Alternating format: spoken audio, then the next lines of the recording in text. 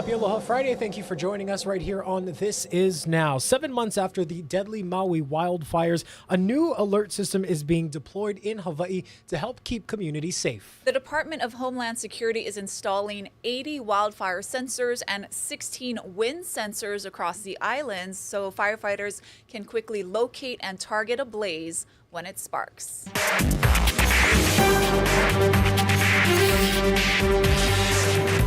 Today we're announcing the deployment of new technology that can sense smoke from fire and the particles that the smoke carries, alerting authorities to enable firefighters to move more quickly to engage to stop the fire spread.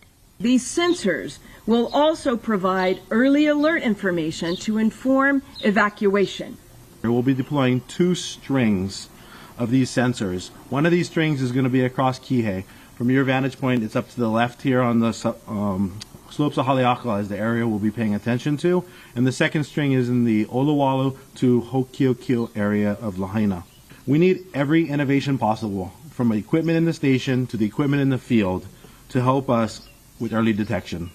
This will also increase our response and capability getting to the scene. The sooner we can get there, the smaller the fires will be. Hawaii is the first location to receive the new beta wildfire sensors developed by the Department of Homeland Security's Science and Technology Directorate, the U.S. Fire Administration, and N5 Sensors, Inc. Officials say initial trials have been conducted in 11 other states.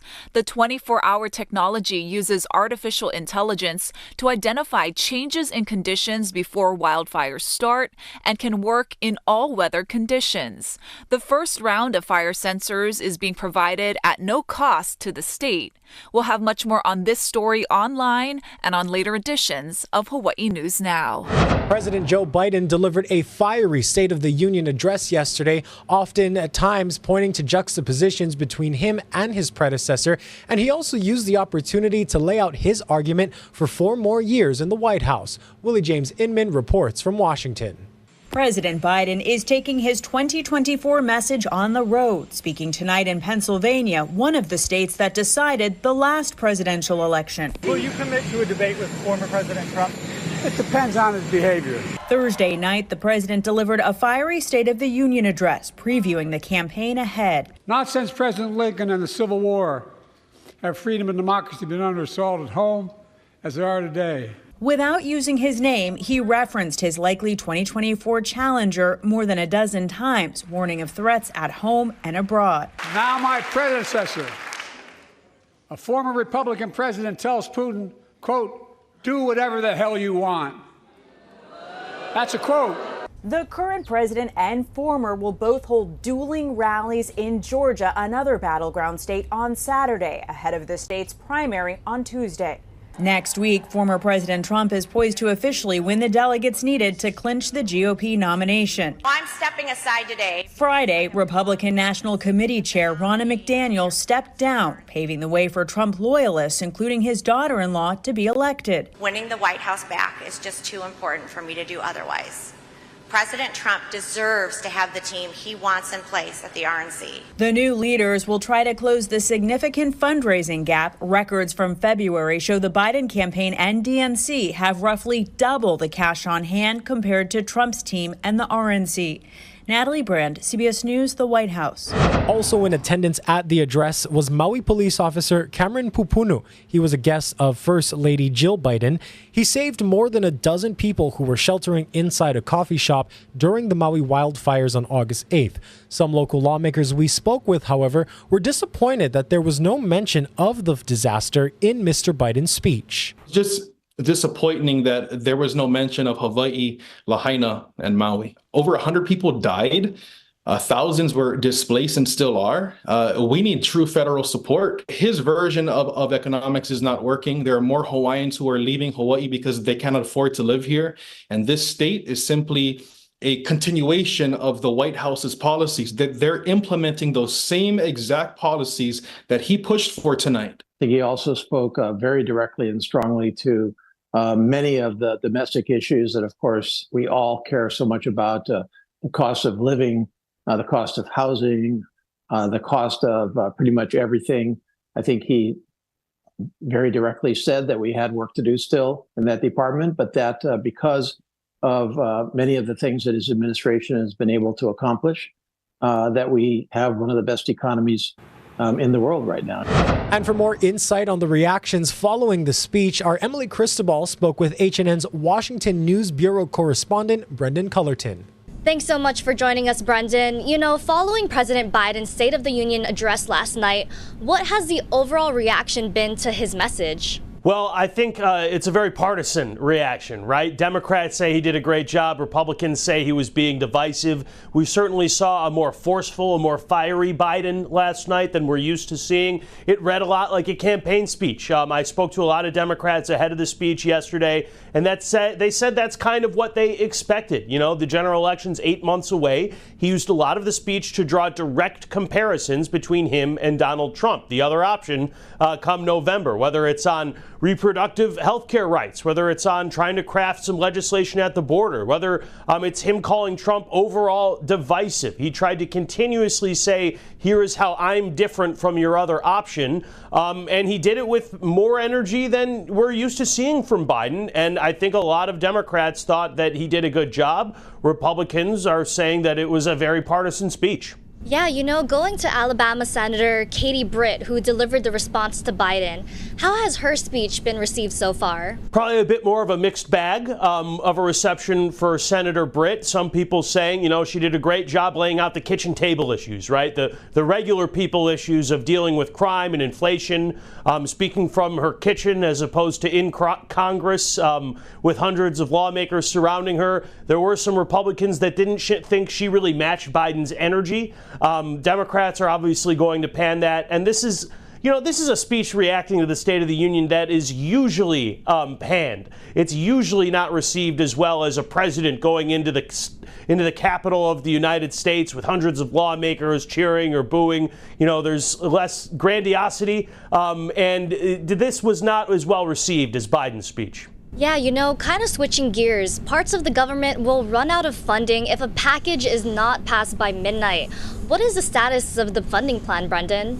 Emily, it's not looking as good as it did earlier today. This was something that was kind of expected to be a done deal once it got out of the House, because this year has tended to be the biggest hurdle for legislation. The House did pass it earlier in the week. The issue now, it did clear a procedural hurdle in the Senate. Now they're talking about amendments. And the issue with that is if they change the funding package, it needs to go back to the House, who is gone. So that could put it till next week if they are not able to come to an agreement tonight on exactly the version that got out of the House of Representatives. HNN Washington News Bureau correspondent Brendan Cullerton, thank you so much for your time.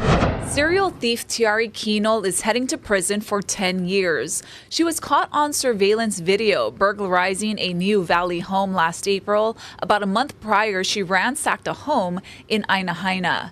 Keenol pled guilty in both cases. She was sentenced to 10 years for both, but will serve them concurrently. A Kapolei couple convicted of stealing the identities of dead babies will spend the next 2 years and 10 months in federal prison.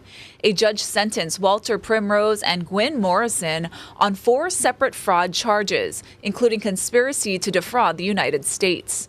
Prosecutors say the couple changed their identities to get out of debt. They will also each serve 3 years of supervised release and have to pay a $6,500 fine. Now to a plan to house Maui wildfire survivors in Lahaina. The state and FEMA are looking to build nearly 620 temporary units at a pair of developments along Fleming Road. The state site, Kala'iola, would house families in studios as well as 1, 2, and 3 bedroom units and include a childcare facility. FEMA's site, Kilohana, would mainly be for individuals. It's hoped the sites can be open by August and remain open for up to 5 years. You can weigh in on the plans. We have a link up at hawaiinewsnow.com. And some good news for a rancher on Oahu's North Shore. A water tanker that was stolen from a farm in Haleiwa on Saturday has been found in leeward Oahu. Now, HPD recovered the massive vehicle in Nanakuli near the Sack and Save and McDonald's off Farrington Highway. The Sun's owner tells us the ignition is broken, the batteries were taken, and a tire was flattened. But he's just grateful to have the truck back to water his cattle. So far, HPD has not made any arrests. Outrage on opposite ends of the state over 2 new housing projects. Residents and Native Hawaiians say cultural sites will be destroyed or damaged if developers move forward. Ben Gutierrez has more. My kupuna has cried because Malahini keeps coming and taking. We never give this to you guys.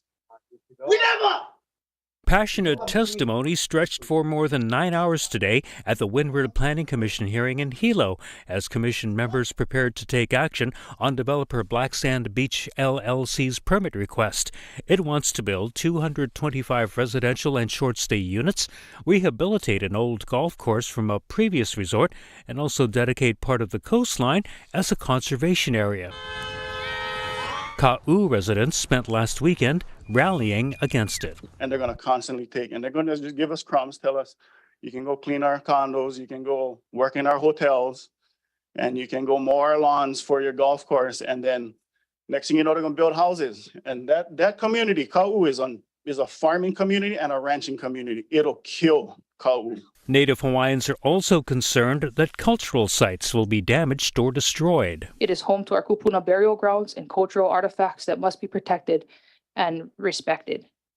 Any development in this area would not only desecrate the sacred sites, but also disregard the cultural heritage of our people. We've seen how this type of thing plays out. It's not to the benefit of the community.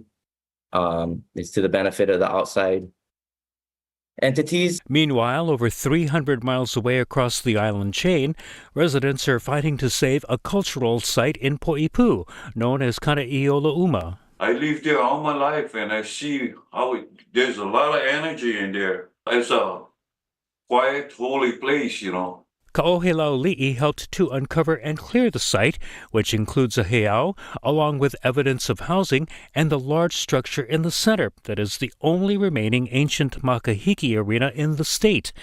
But the group Friends of Mahaulepu says that developer Meridian Pacific plans to build 279 luxury condo homes next to the site and use the heiau land as a natural water retention basin. They're actually putting it up to hold their excess water when they cover their 28 acres in concrete.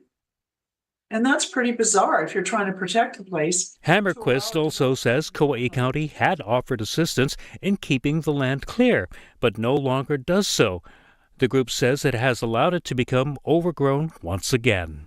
And it's sad because it's one of the few heiaus that is with the housing, the hale, with the fish pond.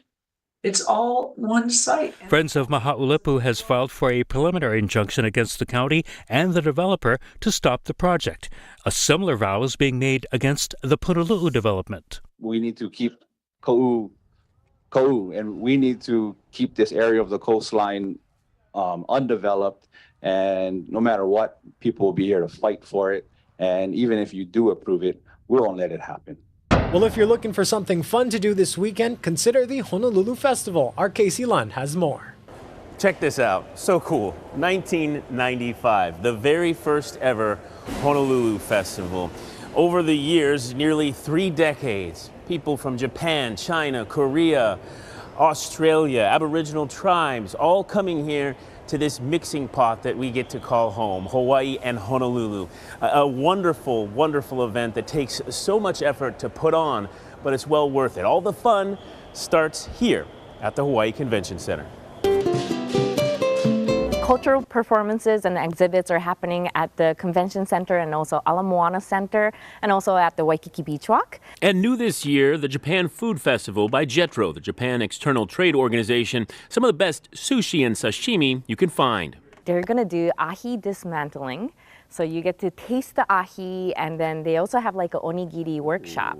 Yeah, so you get to taste all the Japanese food here at the Convention Center. We were treated to a preview performances from multiple cultural groups on Sunrise, and that variety, that learning that takes place here is what truly makes this massive event so special. I think think it's really to celebrate Pacific Rim's culture and also exchange together. I think it really shows the deep connection between like Japan and Hawaii and the different country and the islands and Pacific Rims. There is just too much to mention. Performances, food, a sake festival, all kinds of things for the whole family. Don't miss out on any of it. Of course, the parade is at 4 o'clock. It really begins at 4:30. Those performances begin at 4 o'clock, so get there early. Also, the Nagaoka fireworks show, 8:30 on Waikiki Beach. Get down there early as well. Parking's going to be tough. Reporting at the Hawaii Convention Center, I'm Casey Lund. Go to hawaiinewsnow.com for more information. Best fireworks in the world. Truly. Here's a live look at Sacramento, California, the state's capital there on this Aloha Friday. The temperature, 65 degrees. We made it to Friday, Dylan. Oh, thank goodness. I know. So what's going to be in store for your weekend forecast? We're going to check in with Billy V after this quick break.